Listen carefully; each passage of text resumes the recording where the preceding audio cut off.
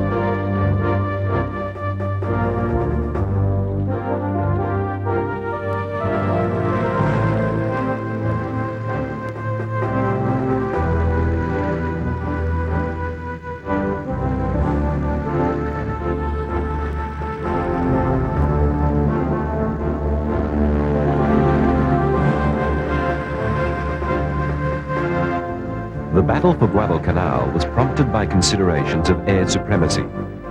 The Japanese had commenced a new airbase there, which would have been a problem for a future invasion.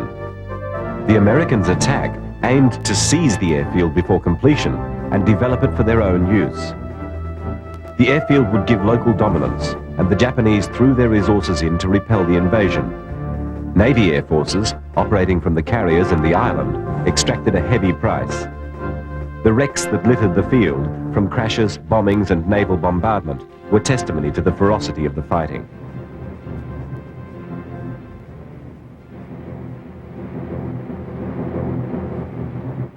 After Guadalcanal, there was a lull, with both sides considering the future shape of the conflict and drawing up plans for their next operations. There was a mirror image split in the respective high commands, with both sides' army men favoring action in New Guinea and the navies pressing for a resolution of the situation in the Solomons. The build-up of American naval strength went on remorselessly, and the Japanese leaders were by now definitely accustomed to the idea of a holding action, to stalemate the arena. The imperial strategists were not despondent. Production of planes would more than compensate for losses to date, and reserves of manpower were also high enough for the Japanese staff to feel confident of their ability to at least defend the empire, if not extend it.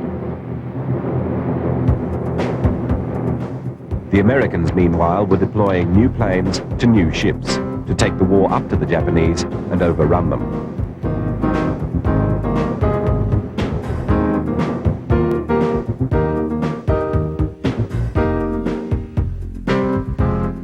The carriers received new planes for all three main functions: bombers, fighters, and torpedo planes.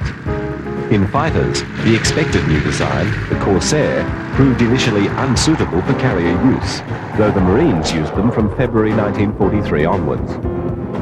The redoubtable Dauntless dive bombers were gradually replaced by the Curtiss Helldivers, and the aged Devastators gave way to the Avengers.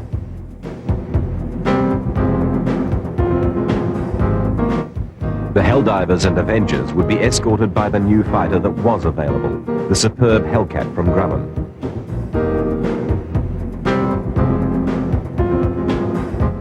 These planes, strongly built, powerfully armed, fast and responsive, were to be universally popular with their pilots from the moment they were delivered.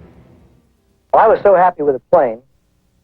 When I got back aboard the Yorktown, I said if the F-6F could cook, I'd marry it. Though they still couldn't afford to go dogfighting with a Zero, the F-6F made the fighter pilots far more secure in going on the offensive, taking the fight to the Zeros on the Hellcat's terms. We're awfully proud of it. It was a rugged plane. It maybe wasn't quite as maneuverable as the Zero, but it could stay with it, and it was tough. The ability of the Hellcats to absorb damage and still fly became famous. It was a factor common to many American makes, where elements of performance were traded for survivability, where the protection of the pilot was a primary consideration.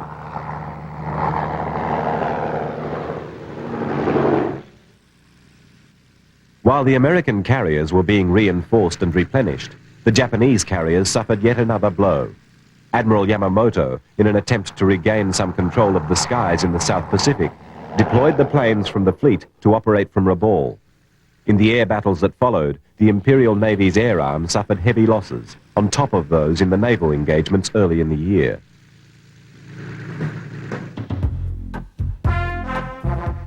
Admiral Nimitz shared responsibility for the Pacific Rim with Army forces based in Australia, commanded by General Douglas MacArthur. Dominating the southern battle zone was the Japanese base at Rabaul, and the initial plans agreed to were directed at this target. There were to be a number of invasions as steps to isolate Rabaul, followed by its capture. Those plans did not become inflexible blinkers, but served as a focus for discussion. The experience already gained in fighting fairly small Japanese formations in the jungle made it clear that a frontal assault on a large garrison would be a costly venture. What emerged from the plan to attack Rabaul was an entirely different approach to the conduct of the war.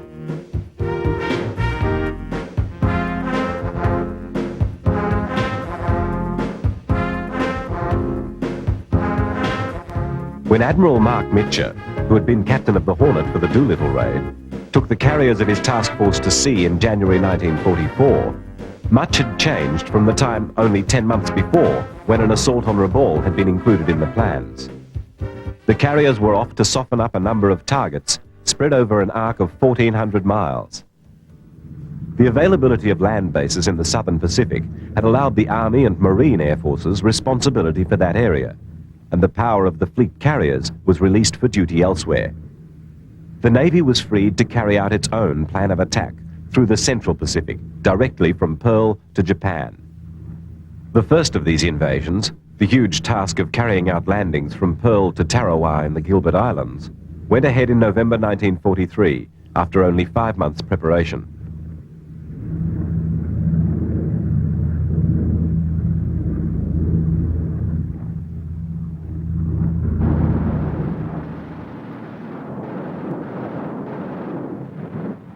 By January, Admiral Mitcher was commanding his force in the invasion of the Marshall Islands, attacking Kwajalein. Since the bloody battle for Tarawa 2 months before, another important tactical decision had been taken. The invasions had shown that the Japanese fought with unflagging heroism and tenacity, and so the decision was made to attack only essential bases. Japanese garrisons elsewhere would be isolated and bypassed. Air attacks would keep them subdued, and they would be left to wither on the vine. Before each invasion, there was a preliminary bombing of not just the target, but of any air bases in range, and of alternative targets, to keep the Japanese guessing. The dawn air raids became a part of life for both sides.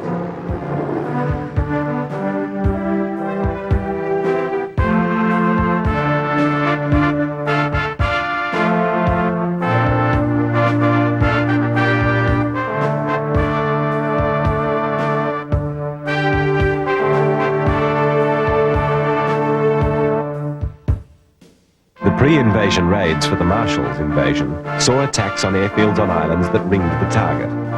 These raids began on the 29th of January and sustained operations over the following days paralyzed Japanese air and sea activity. The strongest defenses had been positioned at the eastern end of the chain of islands, but these were sidestepped, and the attack came in at Kwajalein, 400 miles further on towards Japan.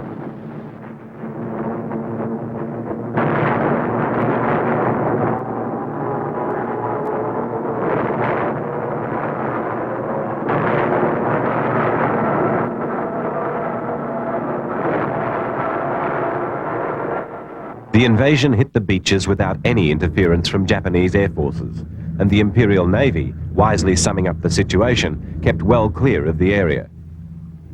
Japanese thinking had already accepted the inevitable loss of the outer island groups. They needed for them to hang on for at least 6 months to allow reinforcement of the inner defenses and replenishment of the air and naval forces. Events were to show that what the Tokyo chiefs saw as achievable essentials were in fact simply wishful thinking. Another problem for the Japanese was the quality of the American field leaders, like Admiral Mitcher. One of the best naval officers I've ever known. And he knew his aviation. He'd been in aviation all of his life. He knew when an air group was getting tired. He talked to a lot of pilots every time they came back from a flight. Admiral Mitcher had the experience, leadership and imagination to meet the needs of the situation, and he was operating to plans that were flexible enough to encourage his initiative. As soon as he was able to assess that the invasion was going to succeed without the need to draw on the reserve forces, these were sent on to the next target, Eniwetok. This invasion was thus able to go in on the 17th of February, less than 2 weeks after the fall of Kwajalein.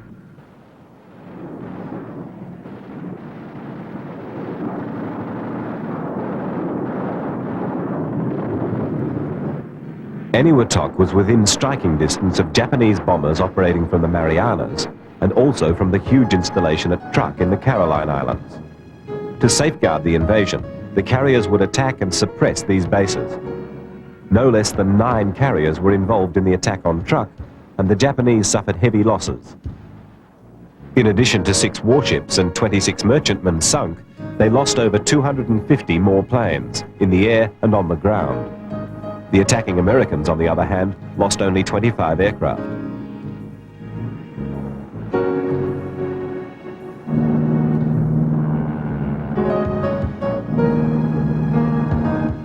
The attack on Kwajalein, bypassing the defenses, gave the Imperial Command some hint of how things were going to go. There would be no predictability about the American advance. And building up strong defenses would be a waste of time if they were simply to serve as self-supporting prisons for their garrisons as they were bypassed and sealed off.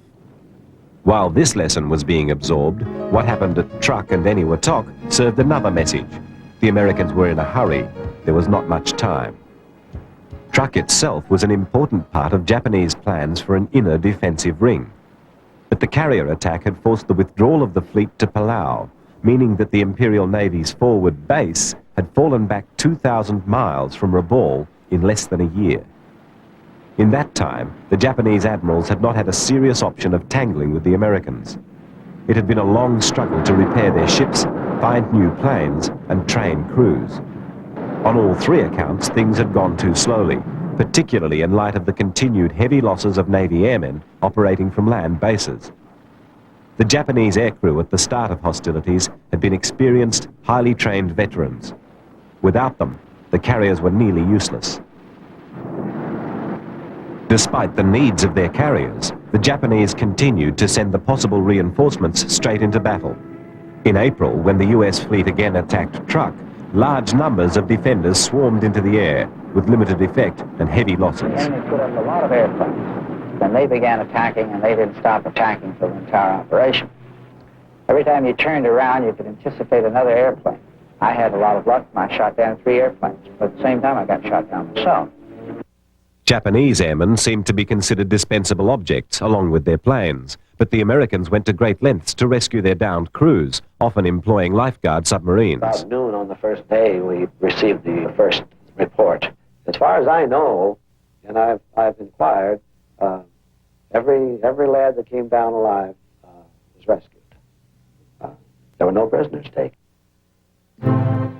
In addition to the sterling service of the rescuers, the American planes also managed to stagger home with their crews despite astounding damage, sometimes breaking up under the shock of landing after dragging themselves back to the ship.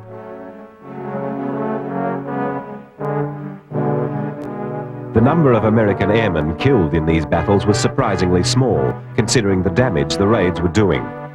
For the wounded, returning to the ship immediately placed them in the care of fully equipped and expertly run hospitals.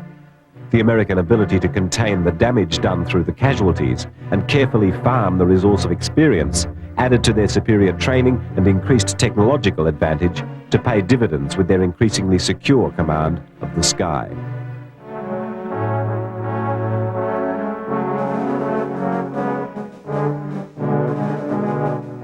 By now, the increasingly gypsy Japanese fleet had been uprooted and moved back again after attacks on its base at Palau. The second attack at Truk had been to suppress the airfields rather than the abandoned anchorage. This was as preparation for the next move, to attack at the Marianas. This would breach the inner defensive ring and put American bombers in range of Japan. The prospect of American bombers operating over the home islands would surely provoke the Japanese fleet into some sort of defensive counterstroke. They'd been quiet for over a year and a half, since Santa Cruz, regrouping and refitting as best they could. But the time had arrived for a showdown. The Japanese badly needed a smashing victory to maul the American carrier forces and get their battle fleet in among the convoys. They needed to do a lot of damage to rein in the ever-widening gap in resources. The Japanese plan relied on catching the American carriers in a crossfire of aerial attack. The bases on the Marianas were reinforced with every available plane, and the Japanese carriers readied themselves for their part in the coming battle. The reliance on the planes stationed on the islands indicates a resolute inability to accept reality. The American carriers had shown repeatedly that they were willing and able to smash any land-based air force. The Japanese planning was fatally flawed from the outset, and the Imperial fleet's prospects did not look good.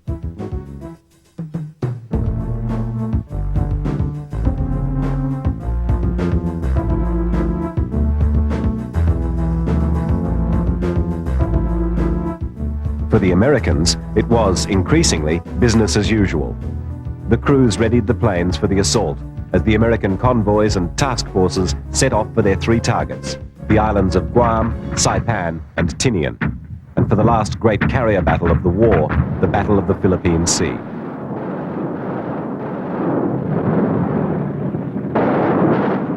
Far from blunting the force of the US ships, the land-based aircraft suffered a series of crushing blows. Their attacks were ineffectual, causing no damage to the carriers, while the attackers suffered heavy losses. Meanwhile, the raids of the carriers' planes were destroying the installations and airfields on the islands and inflicting further losses in aircraft. The Japanese had deployed over 500 planes to the Marianas, but after 4 days of fighting, it was clear that this was a spent force. The carrier fighters enjoyed dominance of the air over the islands. At this juncture, cruelly misled by reports of damage and sinkings among the US carriers, Admiral Ozawa, commanding the combined fleet, set sail for the battle.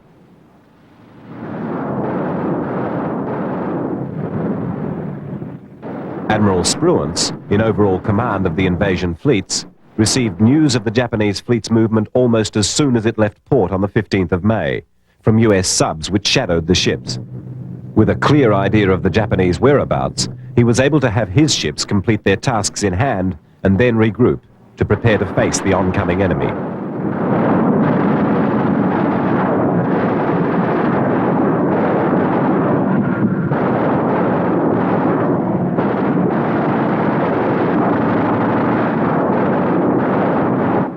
Admiral Spruance must have been relieved to receive his early warning of the Japanese fleet movements. To cut off the flow of reinforcements of aircraft being ferried from Japan, he detached 2 of his task groups to attack Iwo Jima and Chichijima. This had been a risk, halving his fleet carrier forces in the Marianas. From the submarine reports, he could assess that the Imperial fleet would not be in range until the 19th. This meant that there was time to continue with the savaging of the land-based air forces before having to concentrate his forces and deploy them to protect the invasion of Saipan and attack the approaching ships. Japanese reconnaissance found the American ships late on the 18th, and the first carrier strikes the following morning were launched by the Imperial fleet. The Hellcats, massed and ready, smashed this force while simultaneously suppressing activity from the islands. The action went down in US Navy law as the Great Marianas Turkey Shoot. It was late the next day, with dusk approaching, before the Japanese force was found. Despite the problems of landing the planes back on board the carriers in the dark, the US ships sent off the biggest raid that could be assembled. The air battle had effectively nullified the Japanese carriers by wiping out their striking arm. Now it was the turn of the ships themselves. I know that a lot of us gave a salute as we were going across the deck and figured that that was the longest carrier strike.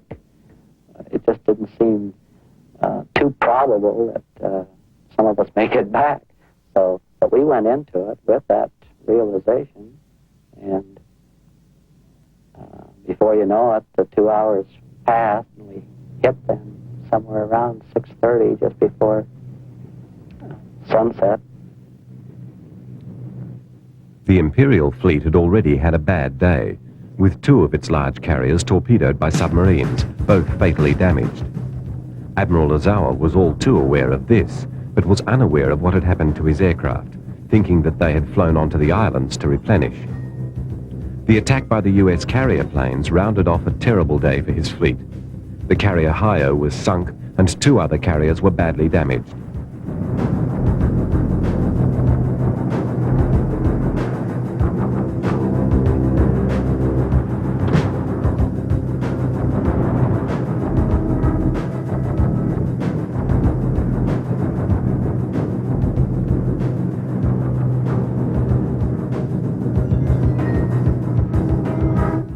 With the last rays of the sun, the attack petered out, and the American flyers turned for the distant safety of their ships. They still had to face the ordeal of landing on in the dark, if they could actually find their carriers. After weighing the possibility of Japanese attack against the certainty of heavy losses of planes and aircrew, Admiral Mitcher, commanding the task force, made a very courageous decision. We knew that there were land-based aircraft that could come down from Iwo Jima, from that area. And there might be some Japanese carrier aircraft too. But the Admiral said just as soon as we got into the wind, turn on the lights. I just couldn't believe that anyone would turn on the lights. It was against, like you say, all doctrine. It was against all experience. It wasn't until they said land at nearest base and the signal getting stronger that I was able to visualize that it was, in reality, that very point, that the lights were turned up for us. Unlike the Japanese who'd been downed that day, most of the American aircrew would live to fight on.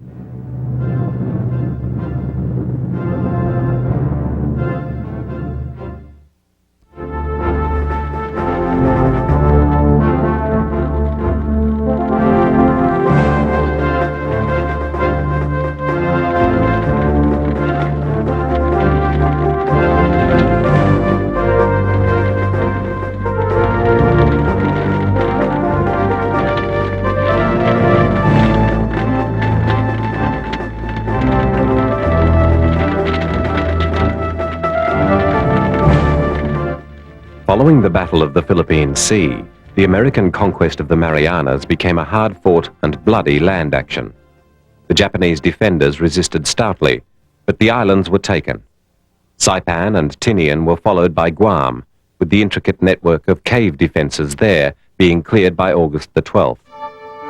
The fall of the islands and the naval defeat underlined the weakening of Japan's situation, though there was no official acknowledgement of the gravity of the situation.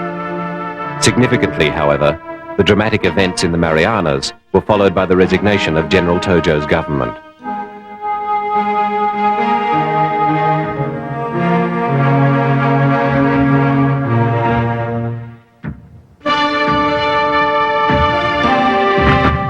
Attention now turned towards the Philippines, with the Japanese dedicating priority to their defense, while the Americans prepared to invade.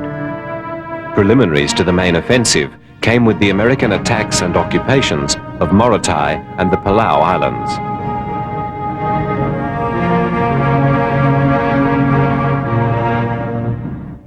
The invasions were very well practiced affairs, America's domination of the air providing a fairly firm guarantee of success. On the other hand, the tenacity of the Japanese defenders guaranteed that there was a high price to be paid for victory. The occupation of the Palaus gave America new air bases within 500 miles of the Philippines, and the stage was set for the next big move.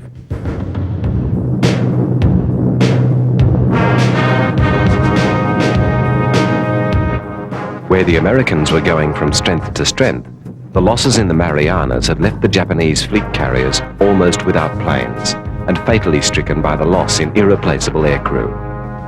The Japanese situation was also being handicapped by fuel shortages, as the flow of oil from Indonesia had slowed to a trickle. The loss of the Philippines would cut off even this and render the fleet immobile. The Imperial High Command was left with no option but to fight in the Philippines with whatever resources it had left. Again, the chiefs in Tokyo prepared an elaborate battle plan. If the carriers were without teeth to fight on, then perhaps they could be the bait to lure an American fleet into range of the battleships. When the American invasion of the island of Leyte set the Philippines campaign off in earnest, the Tokyo admirals set their plan into motion. The Battle of Leyte Gulf, the largest naval battle of all time, was made up of 4 distinct actions. A total of 282 ships were engaged, as well as hundreds of aircraft. It began with Admiral Halsey's flat tops attacking the Japanese battleships, the reverse of what the Japanese had planned. Halsey had then taken his task groups to wipe out the almost planeless Japanese carriers. When the surviving Japanese battleships turned back in 2 groups to attack, one arm was rebuffed, but the main thrust burst through and bore down on the beachhead. They looked like pagodas, walking on the water. Here they were, coming over the horizon, right straight for us. Well, there wasn't anything to do but to turn around and start running. While this was going on, of course, we were arming the rest of our planes, but in order to launch, we had to turn right back into the Japanese fleet again, because that's where the wind was from. Of course, all this time we were under fire, you understand.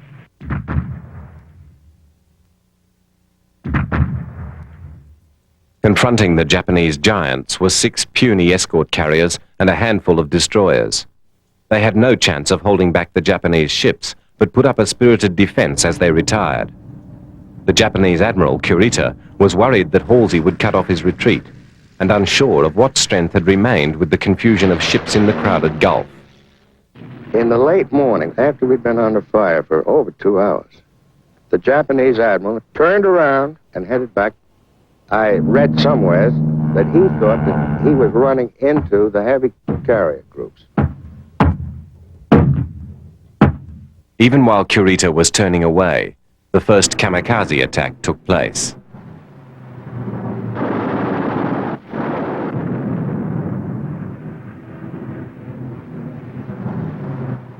Admiral Onishi, commanding the air forces in the Philippines, had approached a startled Admiral Toyoda with his revolutionary new measure and had been given approval on the 19th. His request had followed the lone action of Rear Admiral Arima, who'd flown a dive bomber into the flight deck of the USS Franklin. His example had spurred so many volunteers that Onishi then sought to formalize the activity and secure official sanction for such desperate action. The kamikaze's introduction coincided with the demise of the remaining Japanese carriers. Admiral Halsey may have been in error in leaving the invasion unprotected, but he managed to get his attacks on the Japanese carriers in, and 4 of the ships went down. By the time the American air attacks came, the Japanese fleet had only 19 Zeros left to defend it.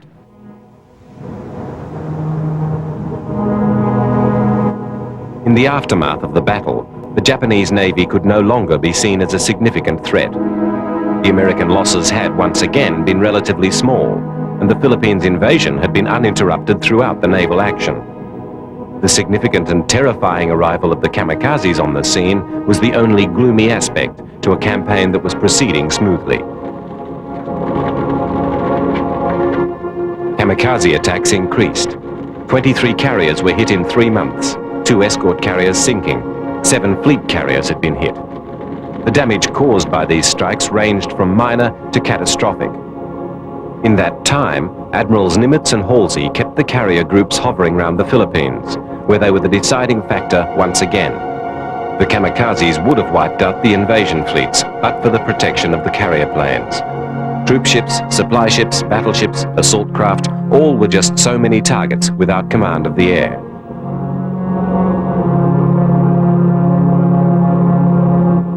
The carriers patrolled and attacked. The task groups had swung out in January to punish targets in China and Formosa. The kamikaze attacks pursued the carriers.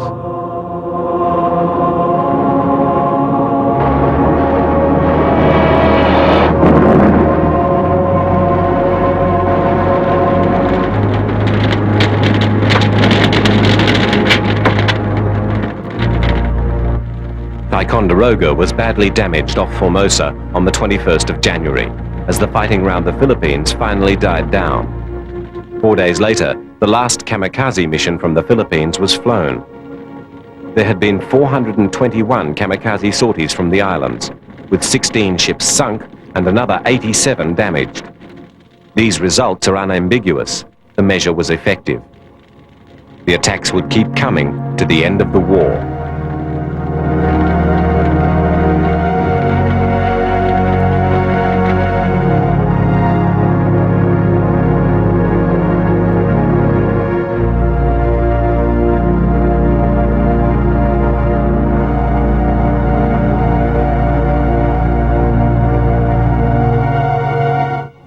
The Kamikaze attacks were measured by the West as the height of insanity, and the expression suicide attacks was used to describe them. Suicide is, however, the wrong word entirely.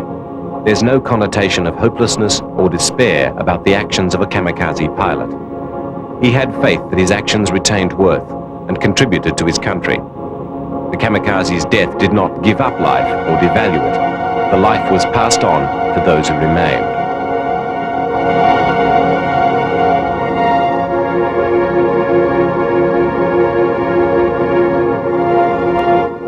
In theory, the kamikazes ushered in the age of the guided missile. Sweeping down into the anti-aircraft fire, the plane was steered, not simply to hit a ship, but to hit the most vulnerable or critical part of the ship. The punch was heavier and more accurate than any bomb.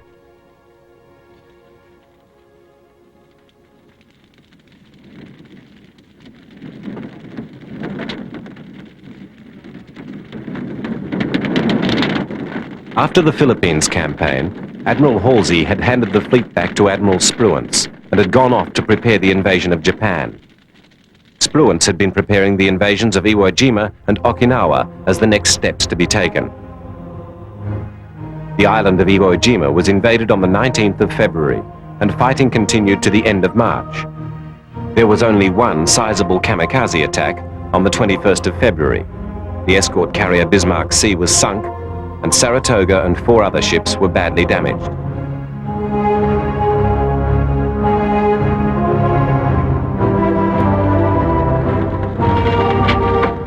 Even when the ships retired to their base at Ulithi to prepare for the move on Okinawa, the kamikazes pursued.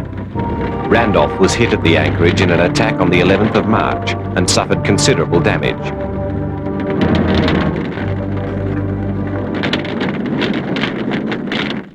She was rammed by a twin-engined bomber carrying a 2,000-pound bomb. The fires were contained and casualties were light. When Admiral Spruance inspected the damage on the Randolph, he would not have been aware of quite what was going to happen at Okinawa. There was no doubt that further kamikaze attacks would come, but the ferocity and volume of the attacks would be another shocking reminder of the Japanese commitment and self-denying faith. Spruance had shown himself at Midway and the Marianas to be a capable, thoughtful leader, but leadership was a limited asset against the onslaught of kamikaze attacks that was to come.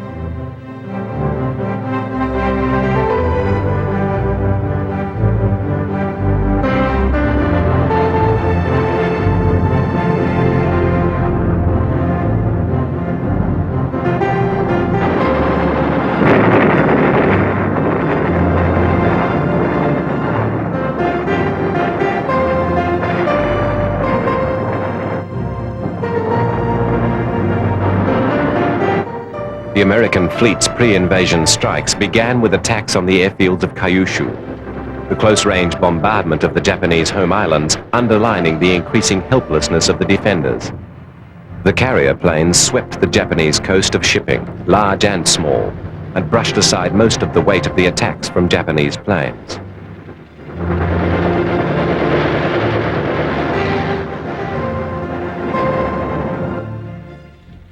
The Japanese achieved some revenge on March 19, when several planes managed to barge through the defenses and scored hits on Enterprise, Yorktown, Wasp, and Franklin. Franklin was terribly damaged. Bombs exploded in the hangar, where planes had just been fueled and armed ready for a raid, and the resulting fires set off a series of explosions that rocked her for 5 hours.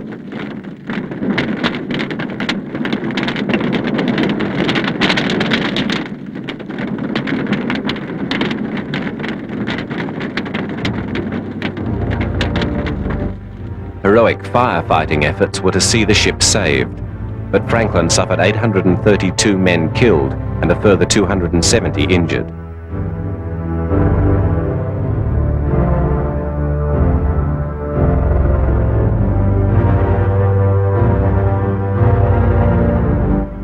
Franklin, with some of her crew evacuated, lay stopped and burning in the water, rocked by explosions. Her ordeal was to go on for 2 days, with fires still breaking out a day later when she'd finally been taken in tow.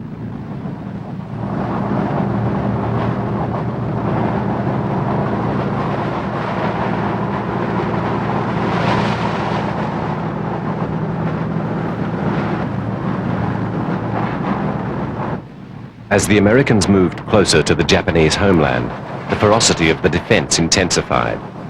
With the stiffer resistance came a mounting tide of kamikaze attacks. This would reach its peak during the campaign around Okinawa. The Japanese had hoarded a supply of aircraft for a frightening new campaign.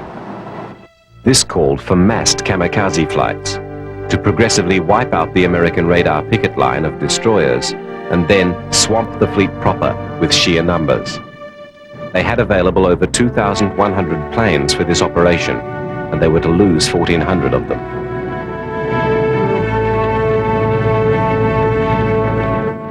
The desperate fight to save the Franklin succeeded, and she eventually limped back to the anchorage at Ulithi under her own steam.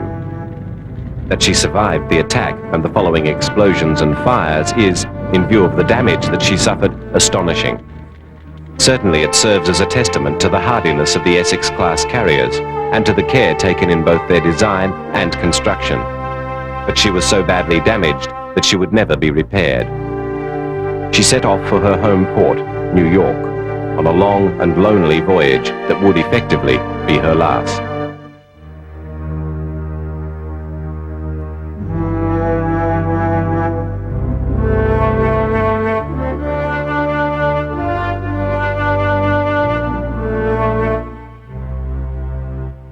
The kamikaze attacks reached such an intensity that Admiral Spruance was forced to reorganize his ships as 3 task groups instead of 4, because there was a constant rotation of carriers back to base for repairs.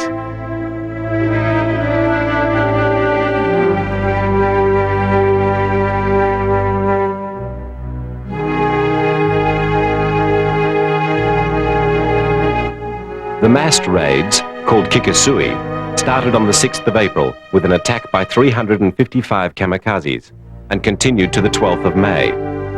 Over 1,800 kamikaze sorties were flown over this period and 930 were shot down. 17 ships were sunk and 198 damaged, including 12 carriers and 10 battleships.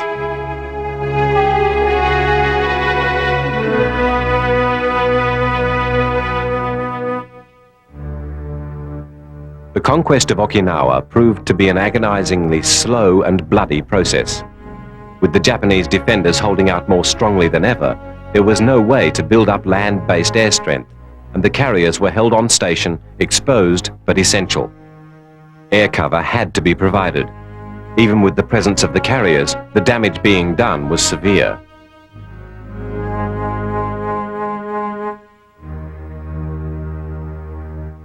The kamikaze tactic had been born, in part, because of the shortage of skilled pilots. It was to be the same factor that limited the tactic's effectiveness. The poorly trained reserve pilots not only lacked the skill to survive in aerial combat, they lacked the skill to intercept and ram a ship in the most effective way. They were barely in command of their planes, and the job asked of them required considerable ability, even if their craft was not damaged in approach.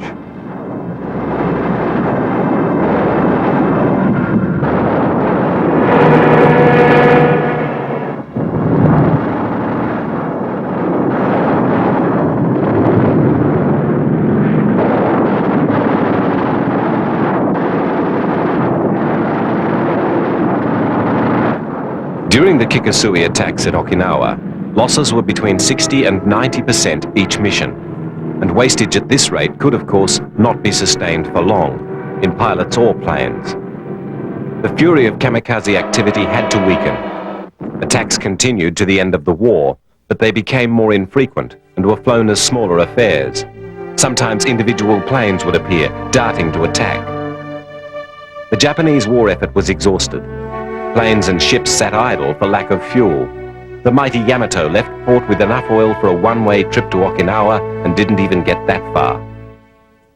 The task force off Japan's shore deployed 14 fleet carriers, 4 of them British, and 6 light carriers.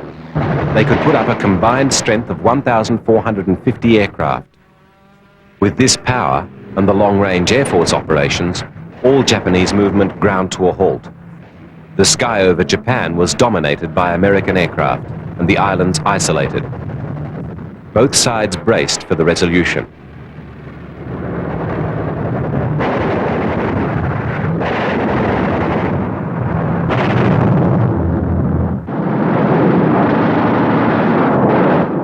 Over 400 ships were sunk or damaged by kamikaze attacks in the last 11 months of the war. Although they did not alter the outcome of the conflict, they certainly made their impression. Like the Germans, the Japanese experimented with remote-controlled missiles, but there were so many problems and so little time that these plans were amended to include pilots, to further institutionalize the acceptance of the kamikaze pilot as a disposable component.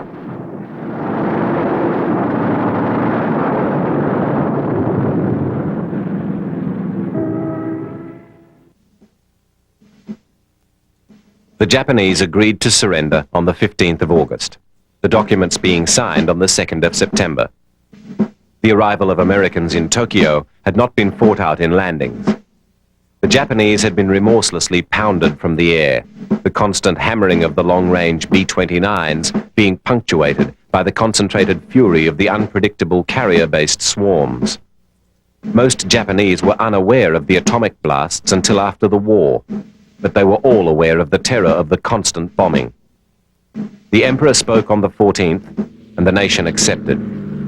Negotiations were brief. There was no bargaining position left.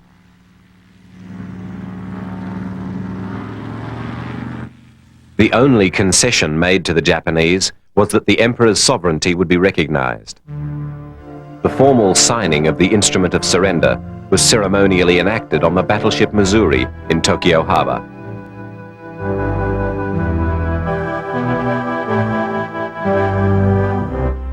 Admiral Nimitz had ordered that full vigilance against kamikaze attacks be maintained to the end, even after Japan's capitulation.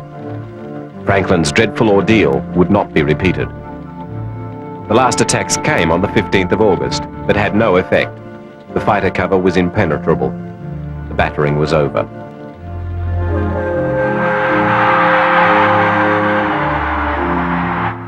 Peace had been a long time coming, and the price had been massive. The Franklin, in New York, brought home some picture of how that price had been paid.